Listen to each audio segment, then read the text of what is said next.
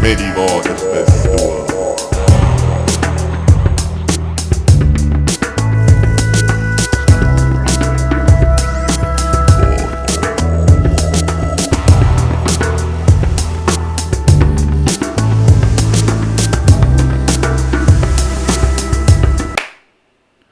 That's it, dude. My God. We're live. So let me just introduce Emmanuel. Emmanuel is here for the second time today. Emmanuel is one of my former students. So anyone that doesn't know me outside Talking Orangutans podcast, I have my own hospitality school where I train people on short courses to be either waiters or managers, and I try to help them to get work. And a big part of that is to try to help the unemployed. And there's a big focus on African people. And when I say African people, it's black African people, because the white ones are slightly more privileged and they can look after themselves. Emmanuel studied with me in 2018.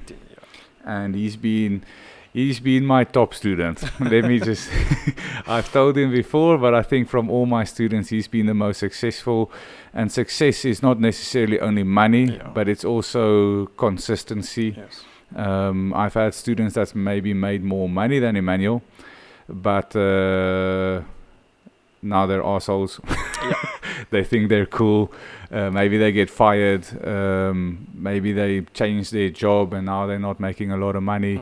Where Emmanuel's been consistent and he's been learning all facets, and he'll be able to run his own business very shortly, which the other people, they'll just be able to fill the position that they've trained for. So yeah, that's basically Emmanuel. Welcome to Talking Orangutans. I think this is number 31.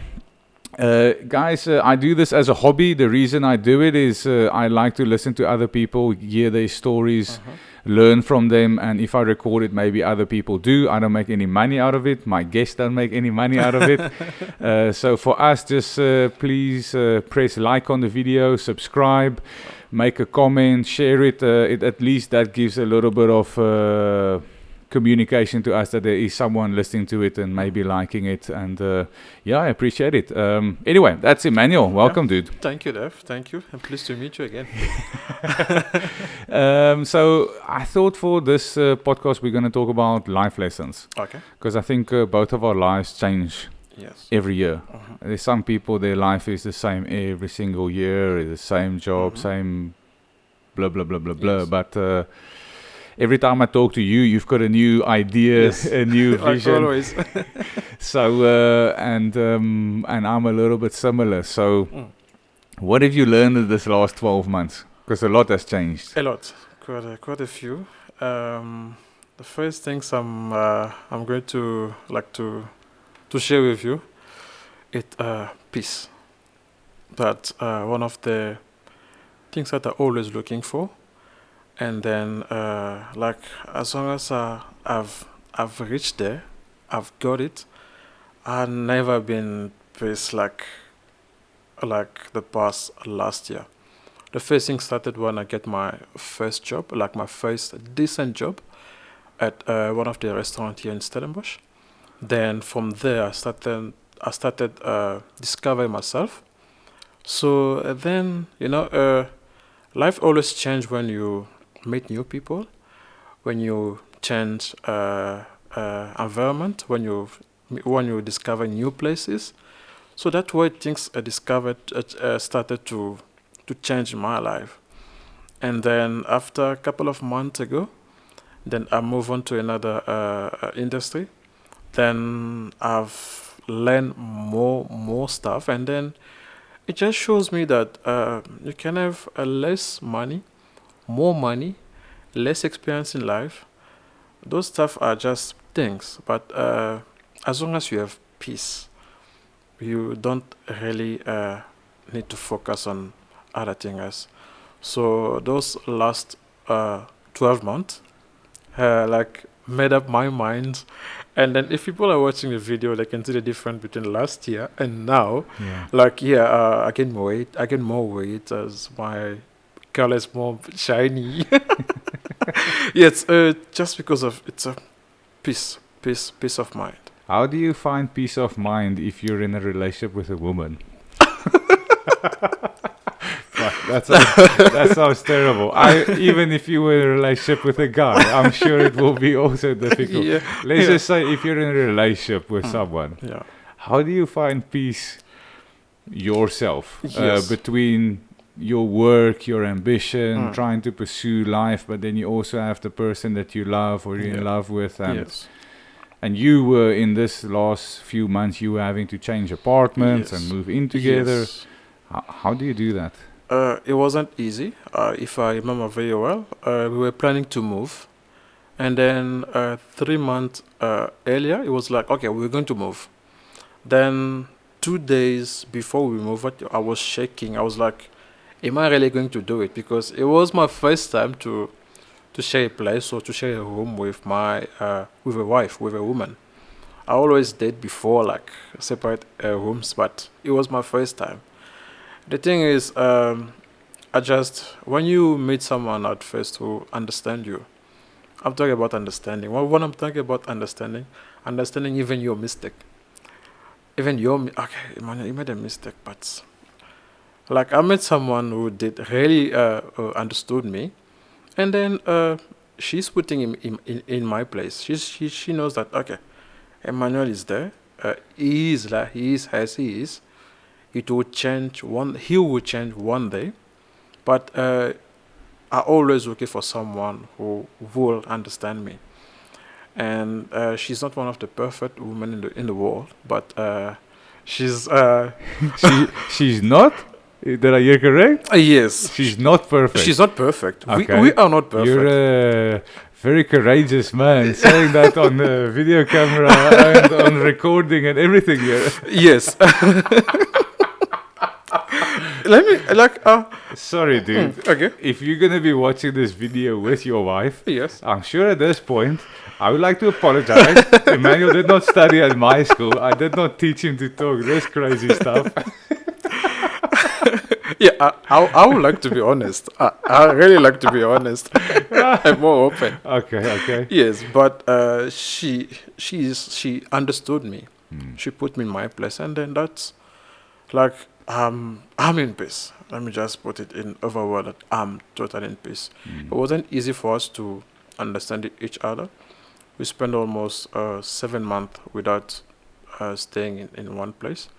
Then we're reaching our 3rd month, which is 10 months in a relationship. And then it's like a kind of success for me, even though we still have a long way to go. But I'm enjoying every single moment.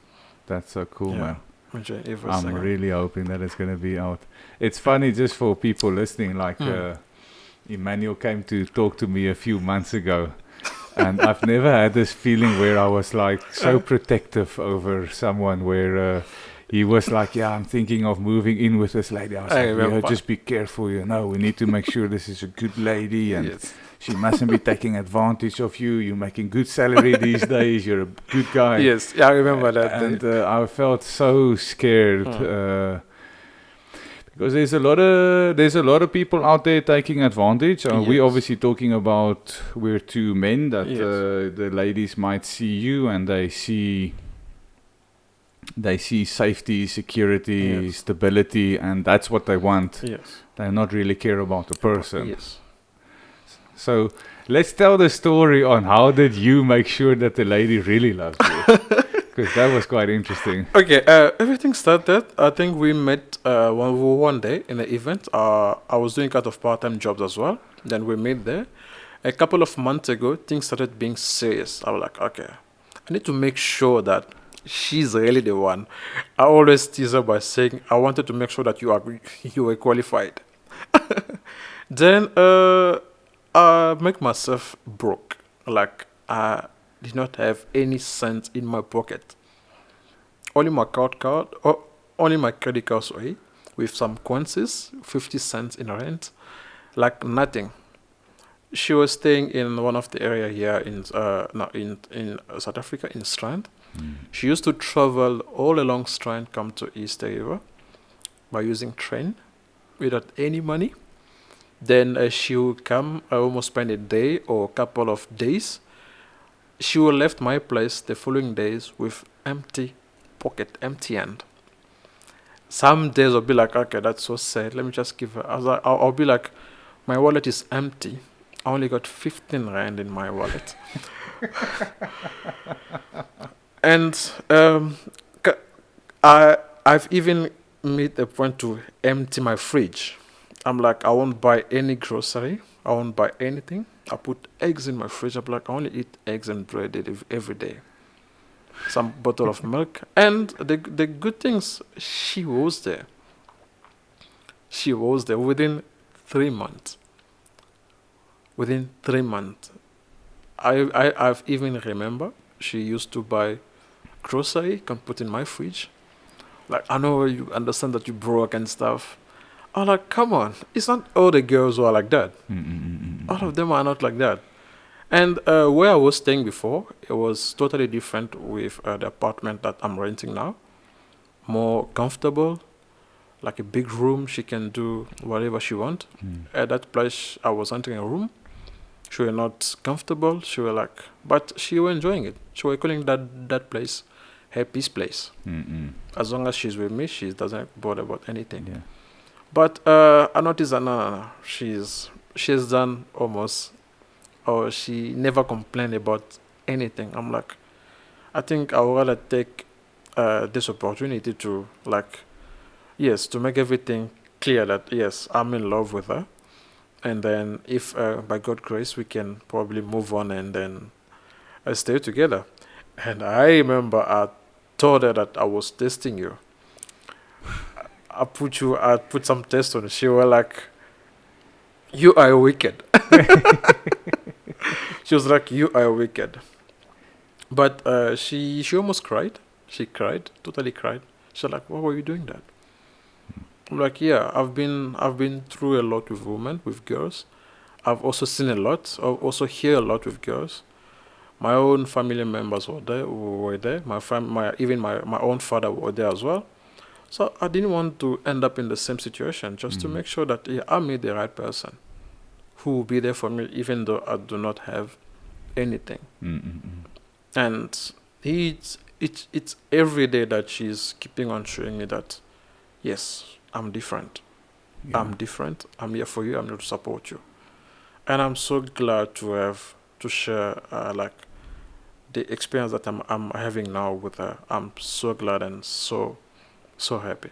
Yeah, it's crazy, man. It's I was so happy. So I told him, be careful, and he's like, don't worry, Dave. I've got it sorted. I'm like, what the fuck do you mean you got it sorted? No, I've been testing her. I've been hiding all my money and complaining, and I was like, cool, you're taking the right steps. But it's the reason I said that is because as an outsider, as a white guy looking in onto the black culture, which I'm very involved in, I can see there's difference in cultures. There's just difference in cultures, and I always find this at this point the discussion a little bit tricky, because it's like if I was a Dutch guy talking about the German culture, it's like acceptable. But now I'm an Afrikaans, South African guy trying to talk about the black culture, and it's like even an American white individual trying to talk about the black American culture. It's always a tricky thing. And I always say to people, just go speak to my students. They'll tell you that I have good intentions. But I always find it interesting looking into cultures and my own culture and trying to understand it. But it's very interesting to see how the black ladies are pursuing men and taking advantage on them. But then on the other side, I see a lot of men also taking advantage of the ladies. But I can definitely say that I think in America they call them gold diggers. Yes, even here in Africa as well. We're starting calling them the same name. Yeah. And she's from Zimbabwe. She's from Zimbabwe. Is there any cultural clash between Congolese and like the French and the Shona and the Congolese and Zimbabwean? Is there any difference between the woman and the culture? There is yes. The only difference is names of the country. Like we are sharing kind of the same culture, but the difference just maybe the name. Imagine we are sharing the same food, we're cooking the same food. Like some ceremonies, in some familiar ceremonies, it's kind of same process. Let's say maybe if you want to get married in their culture, it's the same process that's happening also in my country. So tell me the process, because I'm actually getting Temba on next week, who's a Yes. Xhosa guy. Okay. Because again, like all the cultures are so Yes. different. But Yes. tell me the process, and I Okay. want other people to listen, because again, I spend so Yes. much time with you guys, and you know me, I'm always like, "Gee, where's that's interesting? That's so different from my culture." But I think a lot of people could appreciate it. So, what's the process from meeting someone you want to now go to? Yes. I'm girlfriend. Yes. I want her to become my fiance, and Yes. then I want her to be my wife. What is Yes. the process and everything involved? So everything started by if I meet a woman, I meet a girl, I need first to introduce her to my family. It's the husband or the man family who normally knew the wife or the woman before the wife's family. So I need to introduce her to my parents. That she's the one that I'm dating. We are in a relationship. Then we are now not even fiancé anymore because there is not even any engagement. In the black culture. In the black culture, there is going to be engagement if the two families knows each other. Okay. They're like, yeah, we know that he's dating our daughter, and the daughter's family not also that he's dating or she's dating their son. Then after that process, there's one what we call, if I can put it in my French way, dot, which is lobola negotiation, and then the husband. Before you Yes, continue, yes. just for anyone listening that's not aware of Africa, Yes, lobola, lobola, yes. it's the fee to marry my daughter. It's like so in the white culture, Yeah. I'll go to the father of my girlfriend, Yes. and I'll be like, "Sir, I really love your daughter, and I would like to marry her. I Yeah. have good intentions. I'm honorable, and please, can I ask your blessing or permission?" Yes. In the white culture, the father says yes. In the black culture, he's like, "Cool, let's discuss finances. So how much is this daughter worth to Yes. you?" And the bola is it's like a corkage fee. Yes. What is the price I have to pay for my bottle Yes. of wine? What is the price of my daughter, basically? Yeah, so it's including quite a few things. There's wine, there's clothes for your in-laws and stuff, cows, all those details. And the funny thing is, it can run almost up to 3,000, 4,000 euros. I heard something crazy. There's a girl that studied with me this week. Yeah. Pretty girl. And we were talking about, and you know, like the fathers are clever in this culture. Like the prettier the daughter, the higher the Yes. lobola. But then the father was very clever. The boyfriend was white. Okay. So the lobola was like triple the price. Yes. He paid $17,000 and he had to pay something like 10 cows. And a cow, I think, is about 3,000 rands, Yes. which is about, how much? That's like $400, $300. Yes. So this guy had to end up paying something like $20,000. Wow. So I'm like, these That's fathers crazy. are clever. And I'm like, I'm like, so how much is your lobola? She's like, it's just it's crazy. It's like black boyfriend. Okay, we're gonna drop the lobola. Yes, we'll skip it.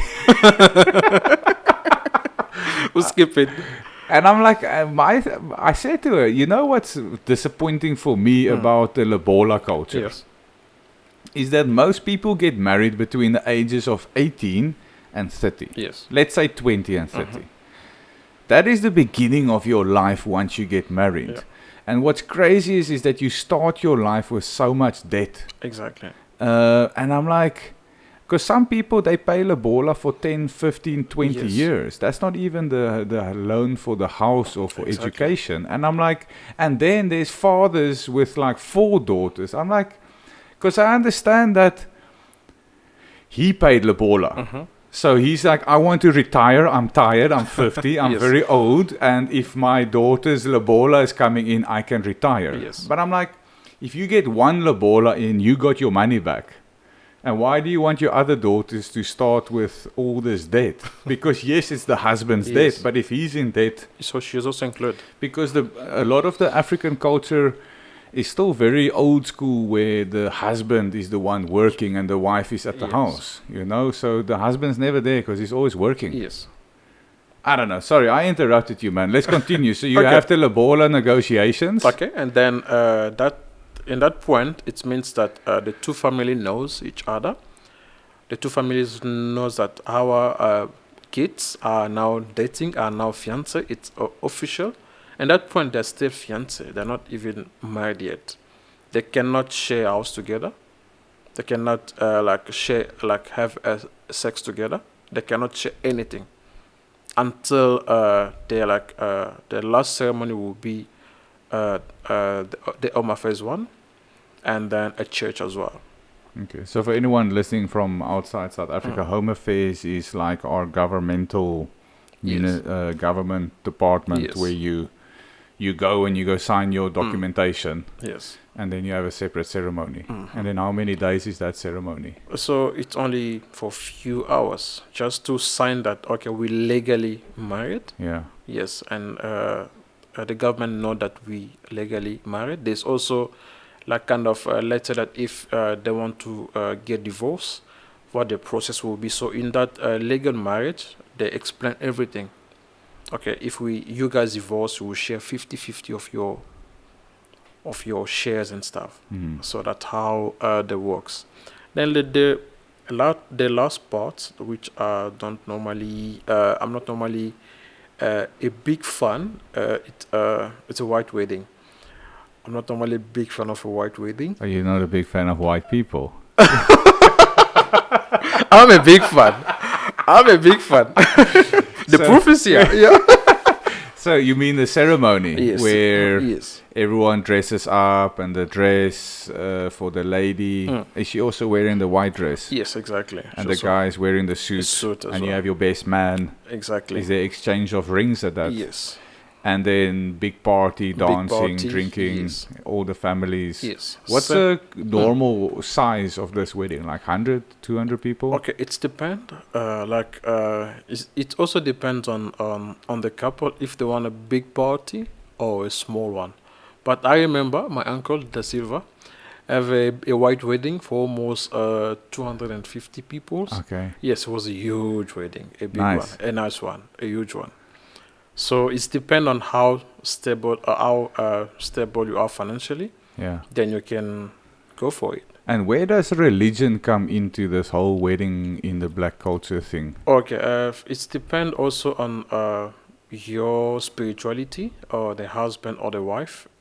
So they will introduce themselves to the main pastor of their churches. Then please bless our wedding. Then everything will be done inside the church. Then we in front of people and stuff, and then later on it's going to be the party. But my thing is I don't I just need someone who believes, and then who can bless her wedding. That's all. Then because I need that part. You can kiss your bride. You can kiss. Yes. Like the American movie. Yes. Then I don't really mind having a big party or a huge party just to almost for hundreds people. I'm not even thinking about it. Like a few one would be good. Maybe it can maybe happen this year. We'll never know. Yeah. Yes, but a few party that shows that okay, colleagues and friends are here. There's my wife. There's my soulmate, and then then done. And you said you don't. So why don't you like the white wedding? It's for me it's doing a bit too much. Okay. And secondly, it's about money. Okay. People are spending. He's got some. He's got some. I don't want to say it sounds fucked up, like Jewish culture in him, but Emmanuel really likes money. So anything that costs money, he's not a big fan of. So yes. What is your girlfriend gonna be a big fan of the white wedding? Or she's a big fan. Yeah. She's a big fan of white wedding. And how big is her family? She's having a huge family. They are 4. Okay. She's having 3 brothers. She's the last born. that father's gonna make you pay. And guess what? All of us are like tall guys, big guys.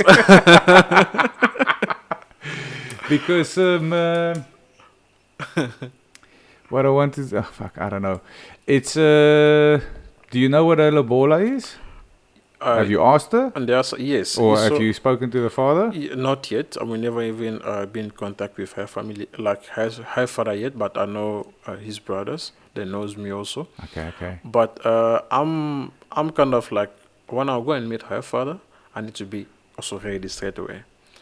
I'll introduce myself. I'll be like, okay, I want to start. I want to finish everything quickly, but I have kind of an idea. It can run between, or only the lobola can run between 20 to 25 rands. 20 to 25,000 rands. Rand. Yes. So that's about $1,500 US dollar. Yes. That's not bad. Very good. Even and the thing is that I was saying earlier, it's about meeting someone who can understand. You see, like, Emmanuel, you know what? I'll be in your side. Okay. So I'll make a plan that they can put a bit down, and you won't spend a lot of money. I'm like, yeah, that's my girl. But is she divorced or? Okay. And does that, and she has children from the previous relationship, Yes. does that influence the lobola price? I think so. Maybe that's one of the reasons who will influence the lobola prices, because she's not with the husband that they've been before. She's divorced for many reasons that she always told me. Like, okay, like the thing is, she's never found herself. That what I always hear from her, and I believe in her. Like, she never found herself more than happy that the way she's with me. She's kind of childish girl, and she's 35 years old. Yeah. We are 9 years different, which is she's kind of like childish. She also meets someone a bit younger, and then we like doing those high school. Let me teach you some diplomacy. Yeah, we don't say childish. We just say young at spirit. Okay. She's got a young spirit. Yes. Okay. Exactly. That's a nice way of. Okay. I got it. Teach you some British diplomacy. Yeah. All right. So she way younger. She do young things. She's like everything from her. It's like, no, I don't want to grow up, Emmanuel. I'm still want to put makeups in my face, and then I just want to wear a short today. I don't like. Okay, I like fine. So she normally said that I'm the 35 one. She's the 26 one. Because you always act like someone is old and stuff. Even the way you're treating me sometimes in this house. So she normally make jokes. I'll leave this house just because of things that sometimes I'm normally teach her. And who pays for the wedding? Okay, it's going to be, that's also one of the things that I like from a white culture. In a white culture, if the husband or if the man come, it's going to be the wife family who's going to support everything. Yeah. So in our side, it's going to be the man. So you pay lobola, and you pay the ceremony, everything. And then you have to buy rings. And how much does the rings cost? Because like a white culture thing, sometimes it's like 1 month's salary.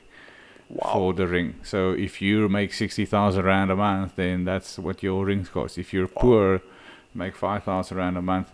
Okay. I don't know why. Like, I was having a conversation with someone. Like, I'm sure you can just go onto Wikipedia and go look at the reason why. But I think if you spend 1 month's salary, it's quite a commitment.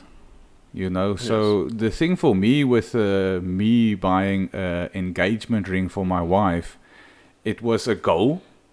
And it was a goal because I didn't have money lying around, because that's when I started my business, you know, and I was making on average 5,000 rand a month. So for me to then like to buy a ring, it was like, fuck. And so the thing for me was, it's this goal, and then you work for this goal, and it's like almost like you earn the engagement, because, and I felt a massive accomplishment when I got the ring. I melted my grandmother's ring. Okay. She had gold and a diamond. So we melted that, and we designed a new one. Wow. And it's not perfect. I would recommend people that it's almost like getting a tattoo. You have an idea, and you tell someone, and then they make it, and the drawing is not always the same in real life. But now the ring is very special because it's one of a kind. Yes.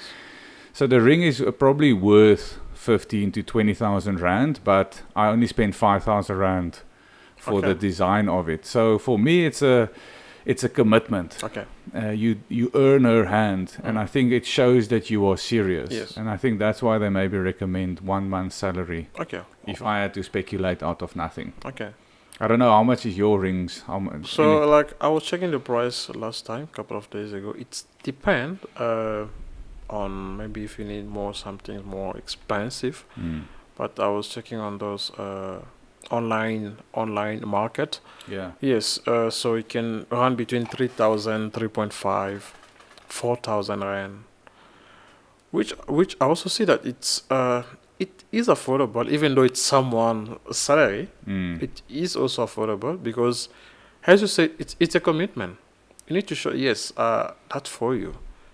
I fought for it, and then, but when it's about like paying everything on your own, that's where the challenge is. Yeah. It also depends on us. Okay, the wife can say like, okay, yeah, you know what, I will support you with a few things. It happens. Some are like, no, in my culture, you have to do everything on your own. You have to do everything. So it all depends on different tribes and cultures. Yeah, it's very interesting, man. I just Anya and I didn't have a ceremony because we never had the money. Okay. You know, and again, you know, starting my company. Yes. That and just the way stuff happened with my brother passing away and changing countries and all of that. It's like having a ceremony. And a lot of the white ceremonies, I think a cheap one is like 50,000 rand.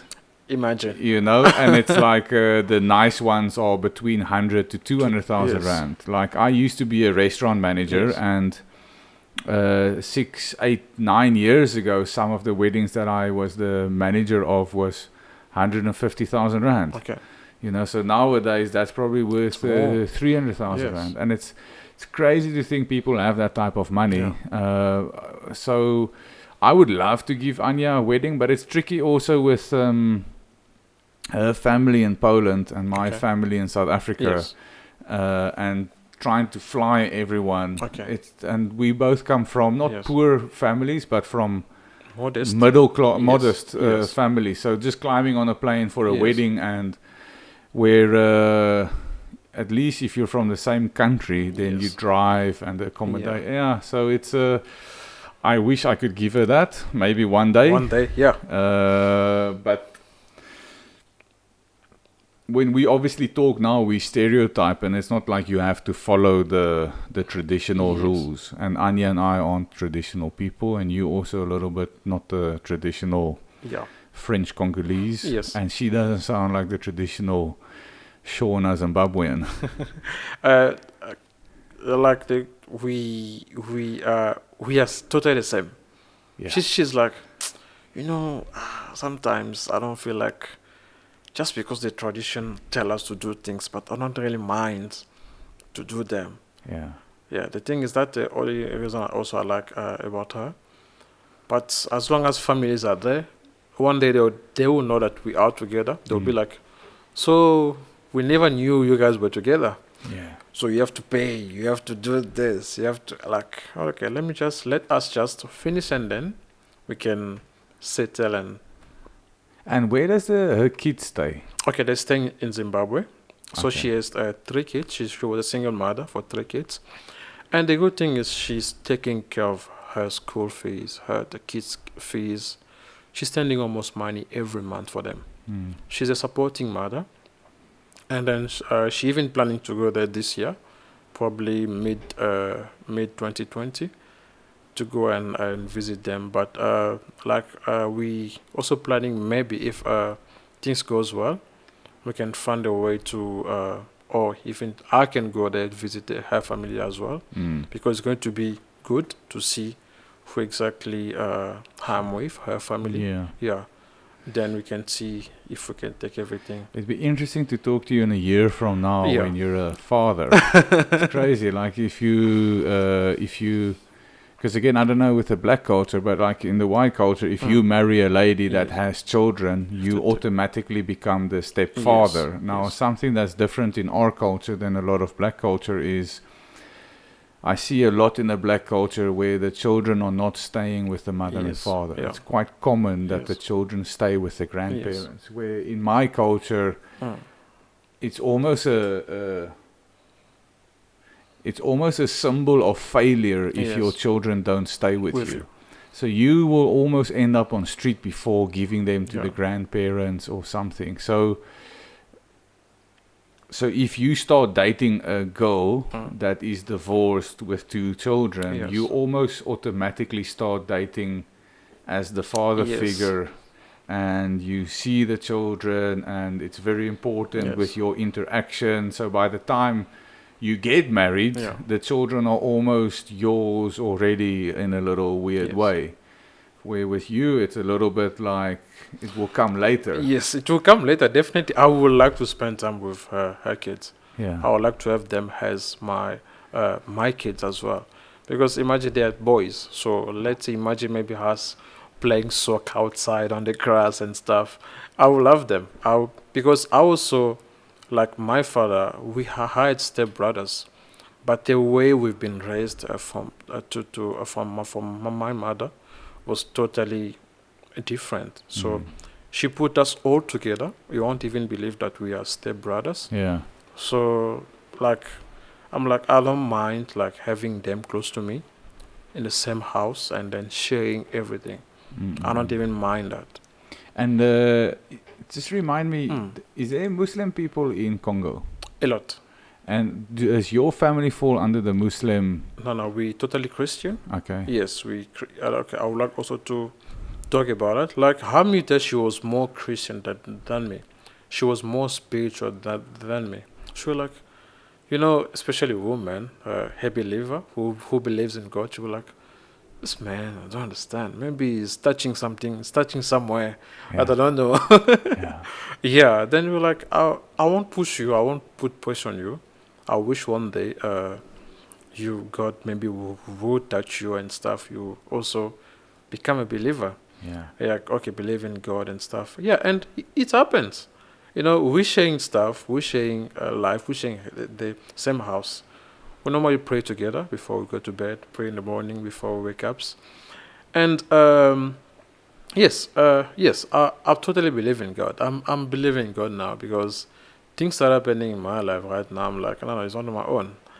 Can you believe that we are like praying on something that we need more finances, and then where she used to work, her boss support her financially, and then she's sending me pictures yesterday with 4 big bags packed with cloth. Expensive cloth. Expensive, brand new ones. So how much would those bags This cost? one, I got it yesterday. Okay, very nice. I got it yesterday. So how much would So- those bags be then? So it normally come from Germany. Okay. That's those cloth. It come from Germany. So her boss, she's from Germany. She's imagine Is she's that the lady that I met in Gordons Bay? yes, that lady. She's an amazing. I always tell you, Dev, you are one of the white person that I met who was so kind and more open to us. That lady, she's also like that with her. Very supportive. Everything that she will get, she will give her. Yeah. Because more like most of the clothes are for the kids. Because she knew that she has kids, so she like take all those clothes and then send it home. Then take this money. If you wanna go home, you can travel with. We were so shocked. We used to write everything down, and then after writing down, we used to pray for it. I'm like, okay, we pray for it. Let's see how it will go, and definitely, it works. Let's say like it's the way you think. It's also the way things will happen. I always say that my wish will be my command. if I'm wishing on something, definitely he must be happen. Fuck, Emmanuel, I wish I had your life, man. He must be happen. He must be happen. Yeah. He must be happen. And I'm like, Kachas, thank you to God first, because like putting her on my way was because the way we met, it was like stressful, hectic. We come from a huge battle. She was almost sick for 3 months without even seeing each other. Then I was there for her, and then it was just grace of God. Mm-hmm. Yeah. I'm so happy for you, man. Yeah, I'm kind of happy as well. Though. Very happy. I can see it, man. I can see it. And it's just so weird that you talk about this whole God thing, because Yeah. I think when we spoke last time, it's like I don't know if I said that to you, but I was like, I've never been a religious person, Yes. but I've always been like, there must be something more, Yes. like an agnostic. Yes. And by the end of 2019, I'm like, I'm not even agnostic anymore. Like, if this is the way life is, then I think there's fucking Yes. nothing out there. Yes. And but it's not only bad luck or tough experiences in Yes. my life that made me say that. Yes. I also had a podcast with one guy that was very clever, Okay. and the way he was speaking about stuff, I'm like, I've never thought about it like that. Okay. And I think he said, he said that he doesn't think there's anything. Okay. He just thinks the whole universe is a random occurrence. Okay. He's like more like a scientist. Okay. So I listened to it. I was like, okay. But yeah, so 2019 was a weird one. But now Yes. at the beginning of 2020, I'm feeling a lot better. Yes. Life is a bit better, and now I'm again like, okay, there must be something out there, because Yes. there's so many small things that happens on a regular basis that is like, I know people talk about synchronicity, and they talk about this and this and Yes. this, but there has been a few things that's happened in this last 5 weeks where I'm like, some of the chances of these symbols coming, Yes. it's just too crazy. You know what I mean? Yeah. And I'm like, I think jealous of people that are religious, because my observation of religious people is somehow their lives are a little bit easier because they have faith. Yes. Okay. So when things become tough, then it's like I can pray and I can have faith. Where in my mind, it's like things become tough, I need to work harder. Yes. And I like it's not to say I like religious people, but Yeah.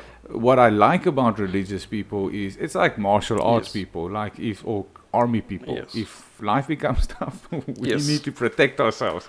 And I really like that about religious people, where they can practice faith. And just because they have faith, life seems better. I always tell my girlfriend that faith mustn't blind you being clever. If I'm in the church and the pastor says something that I know that he doesn't know, I'll go out from that church. I've been there. Like, I was invited to a church, and the pastor said that, okay, faith is close your clever eyes. Mustn't be clever. You must just believe. I was like, no, hey. No, it doesn't mean like if you believe in some, especially that also one of the weird thing. We don't believe in God anymore. We believe in those men who's touching microphone and preaching the word of God to us. We believe in them. Yeah. That's where the bad things becomes. But I have faith, but I must also understand, okay, this is not true. This is the truth. How can I have a dream tonight that they're giving me gift, they're giving me TVs and stuff, and then the following morning I wake up and then someone give me clothes? That's what happened. We had the same dream at night. She had that we're in the house. We newly wed. Then they were giving her TVs and stuff. I had a dream. Then we was two white people who sponsored our wedding. They were like, okay, we're giving you this and this. And then the following days, he bring those clothes to us. It's weird shit, man. Yeah, so he bring those close to us. I'm like, no, this is not. This is something. This is supernatural. Yeah. Yes, this is something else. This is something else. Dude, I don't know, man. It is crazy. Yeah. Like, there must be something. Yes. You know, it's like, I don't know. We're going into a direction here with the conversation that I didn't Quite think interesting. that I didn't think we were going to do. But it's like, so if you die, do you go to heaven? And if you go to heaven, will you have all the answers?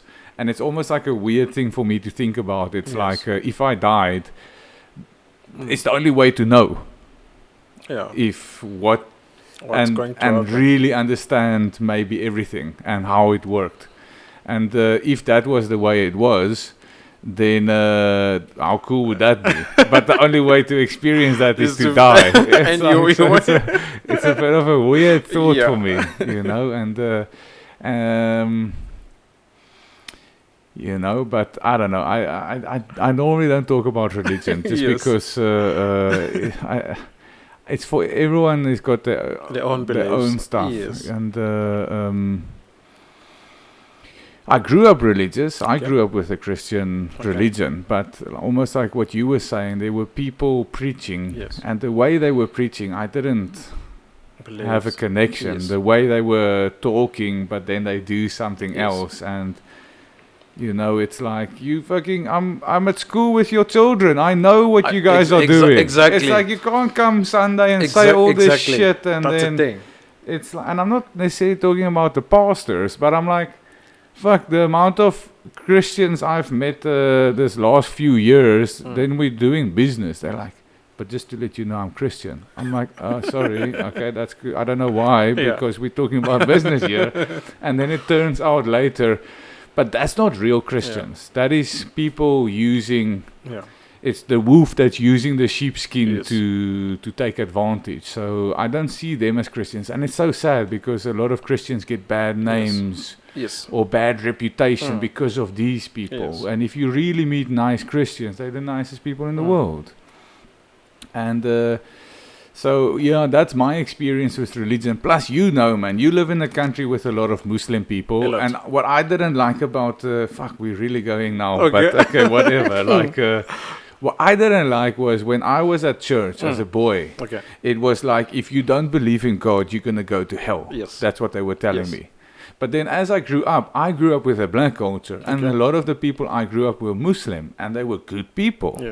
And it's like, so I'm like, so what? Is my friend going to hell because he doesn't believe in Jesus Christ and the God and the Holy Spirit? And it's like, yes. And I'm like, well, then you guys are full of shit because he's a better person than you. And he fucking deserves to be there. And that I never could understand. And maybe even in adulthood, I don't necessarily understand that because I'm like, even the parallels between what you are talking and what they are talking, it's exactly the same. You know, so it's a bit like, and then I'm like, but, you know, a lot of the Muslim people are exactly the same. We are right, we are blah, blah, blah, blah, blah. And I'm like, for me, it's so for me, I'm like, I'm in the middle of the line. I like all of you guys. You guys are all cool, man. I like you all. Like, whatever. Just don't try to convert me. It's just the route that we did took, like, long years ago. The route that our parents, our, like, previous people took. Like, I grew up as a Catholic. Okay. Then later on, is that normal in Congo? Being Catholic? A Catholic? Yes. Like, where you do the... Yes. And you do confessions and stuff. Like, one of my grandfather is a priest. Is a priest. So, like, the funny thing is, in my culture, you can find in one house, the father is praying in Catholic, the mother is a Muslim, the daughters are praying and Jehovah's Witnesses. So everyone got his own freedom, his own beliefs. But when you're kids, you will follow the families or the parents' leads. When you grow up, you discover that, okay, no, I'm not see myself going up there. Let me take my own way. That's exactly how it happens in a black culture. But all black culture or in your family? All black culture. Okay. Some families, they are so strict in their religious. Like we have kind of a lot, like a lot of them. Imagine how many girls who are like in their house that they don't have TVs, they don't have anything, only a radio. I'm like, but you're going to school, you have a phone. Oh yes, but why don't you have a TV in the house? Yeah. I know our pastor says that we mustn't have a TV, it's gonna affect our life. I'm like, but your phone. Your phone. Yeah. The people that you meet in life, Yeah. they're even worse than the TV. Mm. How could you watch or see news? What's happening out there? I know, let's just skip the subject. Simple mind. Just keep life simple. Exactly. I'm too scared to get involved with life. Yes, It's hard work to choose between good and evil. Let me just stay away from everything. It's interesting, man. But I see that also, in my culture, Yes. like you grow up from a young age with computers, telephones, televisions, the world. Your parents my parents weren't, but parents are drinking, smoking, doing different stuff. You're driving in cars, you just blah, blah, blah, blah, blah. So from a young age, you grow up with a lot. Yes. Which it's probably good, I don't know. But I train a lot of people on how to be a waiter. Yes. And then we get to the part where we now start talking about the menu and the shit that we are selling. And I start talking about beer. And then 5 minutes in, everyone's looking at me with like... and I'm like, have you drunk alcohol before? And be like, no. And I'm like, how old are you? Like 35. And it's like, you've never had alcohol in your life? And I'm like, I never knew that the black culture... There's a big demographic in the black culture that does not drink at all. Not even smoke. But then there is a demographic of the black culture that just... They either drink or they don't drink, but when they do drink, it's fucking crazy. Yes. And then the part of the culture sometimes is, well, if you get drunk, then you can maybe go have a go for the evening and then just come back tomorrow. I'll shout at you, I'll be angry and I'll be upset, but then everything's normal. Yes. And the wife knows and the husband knows, and it's like...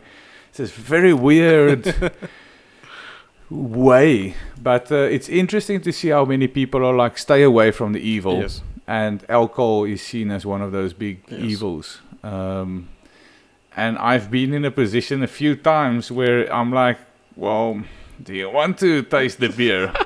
And I always say to them, listen, I don't drink. Yeah. Anyone that knows me, I haven't had any alcohol for 17 and a half years because it not destroyed, but it was not good for me. Yes. I had blackouts, it just wasn't good for me. So I'm the first one to say it's not for me, but listen, if you want to just take a sip and taste it, because if you want to understand the job that you're doing, but just be careful. I'm drunk. I don't know, man. I'm just I took a video of this guy a month ago called Jimmy. I remember. I think I saw that video on WhatsApp. I put it on WhatsApp. State Jimmy, like he's the biggest sweetheart. Like you meet different people. Yes. But then you meet cool guys. You meet the cool girls. But then you meet the sweetheart. And fucking Jimmy is one of these sweethearts. He's like, yes, chef. Okay, chef. And when I met Jimmy, when he first inquired about studying with me, that was the time when I went to America for my back. Okay. And I had the message, okay, due to medical procedures, I'm going to America, but I'll be back next month. And then, so Jimmy thought I'm like, I'm about to die. I'm that ill. I have to go to America. Okay. So Jimmy still phones me every month, like, chef, are you okay? How is the health? I'll be like, no, Jimmy, I'm fine, man. Don't worry. Like, I'm good. He's like, chef, I'm so happy to hear that you're fine. He's like the biggest sweetheart in the world. And he never drank alcohol in his life. And I was like, dude, do you want to drink alcohol? And I thought, like, it'd be quite cool. I'm like, because his brother paid for him to come study. Okay. This is also something that I find interesting about the black culture is how the family supports each other a little bit more than what I see in my culture, where... It's a little bit like me and my family and my little house and not my neighbors and his brother. And the amount of times I've had a gardener that is 40 or 45 and he wants to pay for his younger brother that is 25 to get some education so that he will not have the same life. It's so beautiful. So I said to Jimmy, I'm like, Jimmy, would your brother like a video of you drinking? He's like, maybe, chef. And he's like, okay, cool, we're going to take it for him. And I made him a cappuccino. Okay. So it's like, okay. Again, like trying to educate people on the cappuccinos, espressos, macchiatos. So I'm like, have you got, and everyone's just had Recoffee or Nescafe or whatever. So I'm like, do you feel like having an espresso? And everyone drinks the espresso and it's like, it's fucking terrible. So I'm like, okay, let's make a cappuccino or a latte. And then I took a video of Jimmy taking coffee, drinking the coffee. And it's so interesting to see when people have it for the first time. Yes. Because everyone thinks coffee, but then you have different real coffee and it's like, fuck, this is strong. Yes. And it actually tastes like shit because everyone likes sugar. Yes. So if you have real coffee with no sugar, black, I feel like it's like, ugh. But anyway, so Jimmy was my profile picture for the last 2 months. The guy that I was standing with the certificate with, that's Jimmy. Okay. And one of the biggest sweethearts. So yeah, I've had a few people where I gave them alcohol for the first time, but they're not. I was the one as well. No, not for the first time, but I remember in our graduation, Anya bring us a bottle of wine, I think so. Yes, it was almost half bottle of wine. It was a rosé. We're like, do you like to take rosé? Look, David, but you don't drink. You give us a wine to drink. But I know alcohol is not your your thing. It's the sweet things. I'm not the chocolates. I gave Emmanuel a present one day. Somebody came from overseas. They brought me chocolates. Yes. And I was eating healthy at that time. I'm like, I'm really trying.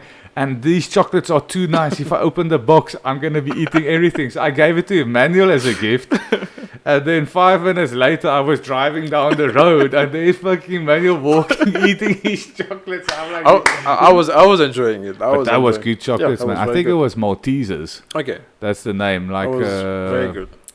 Comes from England. Very tasty. I love those things, man. Okay. I can eat boxes. I can eat I used to, when I lived in the UK, I used to buy a lot of those. Okay. You'll buy like, and I'll maybe eat like, I don't know, like almost like a kilogram in one night. You have all these things. Anyway, fuck, sorry, man. I'm getting off topic here. but we're having fun. We're talking general stuff, man. I'm enjoying it. So let's get back to the original question. Yes. What other life lessons have you learned? Okay, it's my first time to having serious working experiences. I moved working in a restaurant, then working in the administration field. It's totally different. I was thinking maybe being on the floor as a waiter was more stressful than being in front of a computer talking to people. It's more stressful. I think just being on the telephone is more stressful because in real life you can see the facial expression, the communication is clear. Yes. But on the telephone you just have your voice and you have your ears and that's it. And the connection and accents and language, it's a nightmare. Yes. So I just learned that how to adapt myself in a different field. Like no matter life, it's like a weather. It can be sunny today, tomorrow it's raining, tomorrow it's winter. When it's sunny we put on vest, when it's winter we put on jacket. That's how life is, how to adapt ourselves in every situations. It wasn't tough for me. It was tough for me my first month. Then the second month was a bit successful. It was very good. Then the third month, probably because of the end of the year, it started being a bit down. But currently, everything is running normally, very good, and then I'm enjoying it. So the past 12 months, those are one of the biggest lessons that I would probably advise who are watching me now. Be more patient. Waiting, people are thinking maybe waiting. Yes, waiting. It's not easy to wait. Being patient is not that easy. But the more you wait, the more successful result you will get. It's like Stellenbosch is a huge farm a pot in here in Cape Town. But for them to be like that, they almost planted tree for years to be like this. Love is like a farm. Love is like a avocado tree. If you plant them, it will take quite a long to grow up, to build parts. But later on, when you start taking avocado from that tree, you won't feel angry again. Life is like an avocado tree. I'm gonna Yes. tell myself that the whole week now. Just think of the avocado tree. Yes, because But you are more patient than most people that I meet. yes, I'm very patient. I always say that I'm a patient guy. I'm very, very patient. I think that's one of your biggest strengths Yes. and advantages. And because Emmanuel had a job at another place, Yes. first job that I helped him to get, and wasn't the best place, but it was a very good experience. Yes. And there was something weird within your head which was like, this is good. Yes. And yes. I'm like, I'm so happy that you see it, because even with the bad, there's so much good Yes, that you were yes. learning. And then you know the good when it comes, because you've experienced Yes. the shit. And then even the new one was amazing, but still there was stuff that's not perfect. But Yeah. you're like, you know what? And I was actually pushing you, like, You have to we- go. maybe it's time. Yes, Maybe it's I time. You're like, remember. I'm happy. I'm learning. It's gonna be fun. It's like, Emmanuel, you are here. I see you like this. remember. I really want you to be here. Yes. You know, so that's one of the lessons definitely I can take from you. Yes. Is just be more patient. More patient. It's one of the things I can be better at, Yes. and I see it. You have it, and I think it's amazing. Yes. I will like. It's my personal advice to you, Dev. I know you're not a patient guy.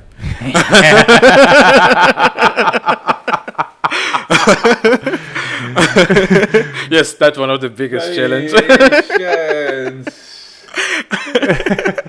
It would definitely pay. It would definitely pay. It will definitely pay. Like I see myself 3 years or almost 4 years from now. There's a huge difference because of waiting. Okay, I'm waiting for the good time to come. When it comes, I won't force myself. I will just follow the flow. I'll just flow myself. That's me. Yeah. That's me. Awesome, man. Awesome. Listen, I think we're gonna finish it on that, Yeah. because that's a very good lesson. And if I continue talking, You'll keep on the lesson will just go over my head. Let me just absorb. I'm not a patient guy. Thank you very much for those You're that are welcome, listening the first time. They like it. Emmanuel, it's his second time. The first time that he was here, I think it was episode 10 or 11. We talked about his life story, Yes. which I really find inspirational. Where he was in Congo, Yes. he was bedridden for Yes. about a year. Yes. Literally bedridden, depressed, no ambition in life, Yeah. just didn't want to get out of the bed. And then this is the person that you Yes. just listened to, and we were basically discussing how he got from that point till here. And that's why I make sure I talk to Emmanuel every few months, because it just puts my life into perspective. Yes. And again, I'm lucky that I have a lot of black people that I Yes. spend time with, so I can learn about other cultures. There's no point in sitting with my Yeah. mom and dad and asking them about people in Yes. Congo. Yes. Exactly. You know, I Got have more people from advantage. Congo that I can talk to. I have people from Zimbabwe that I can talk to. So hopefully next time that we sit here, Emmanuel will tell us what the price of the Lobola is, Yeah. Very how soon. much money he Very spent on soon. his ring. But yeah, man, I'm always so proud, and it's always such an inspiration. So I just want to say thanks, man, and well done. I'll say thank you to you. I even unscheduled my calendar. Like I definitely need to be there, and luckily they give me a off. So I'm like, Dev, you always support me. Like your support is not. I always say that we don't need money to be good or to be happy. As long as I've got people like you. If you were 5, my life would be much better. I'll be more rich. Exactly, man. Like, thank you for your invitation again. I'm always welcome at any time. I'll always be there. No, definitely, man. I Yeah. think I'll be out of the country by June, hopefully. So before I fly Yes. out, we do another one. Okay, no problem. But yeah, man. Yeah. Awesome. Perfect. Let's finish it there. Great. All right, cool. Thank you, Dev. Cool. Okay.